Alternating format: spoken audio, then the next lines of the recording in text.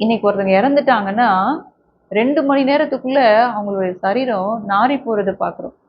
அந்த சரீரத்த அடக்கம் பண்றதுக்குள்ள அந்த குடும்பத்தார் அவ்ளோ கஷ்டப்படுறாங்க. ஆனா இந்த லாசரு 4 நாள் கழிச்சு உயிரோடு எழுந்து வரான். அவன் மேல எந்த நாற்றமும் இல்ல. மார்த்தாள், மரியாள், கூடியிருந்த யூத ஜனங்கள் யாருமே விசுவாசிக்கல. ஆண்டவராகிய இயேசு கிறிஸ்து அவர் பிதாவின் மேல வைத்திருந்த அந்த விசுவாசத்தினால லாசரு உயிரோடு எழுப்பப்பட்டான். அந்த குடும்பத்தார் ஆண்டவருடைய மகிமையை கண்டார்கள் சொல்லி பார்க்கிறோம். அதே போலதான் பழைய பாட்டுல ஷாத்ராக், மேஷாக், ஆபேத்நேகோவை குறித்து வாசிக்கிறோம்.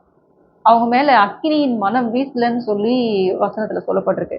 ஒருவேளை அந்த அக்கினியினால அவங்க எரிஞ்சிருந்தாங்கன்னா எரிந்து சாம்பல் ஆகி ஒரு மரண வாசனை வந்திருக்கும்.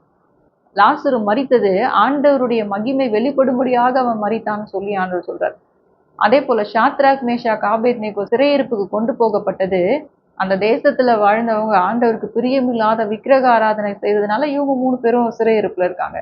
ஆனா அதன் மத்தியில அவர்களுக்குள்ள இருந்த அந்த விசுவாசத்தினால தேவ மகிமையை தன்னுடைய வாழ்க்கையிலே கண்டார்கள்னு சொல்லி பார்க்கிறோம். ஆண்டவரை நீங்க உறுதியாக விசுவாசிக்கும் பொழுது நாற்றம் எடுக்கிற சூழ்நிலையா இருந்தாலும் அவைகளை எல்லாவற்றையும் மாற்றி ஆண்டவர் உங்களை தேசங்களுக்கு சாட்சியாக நிறுத்துவார்.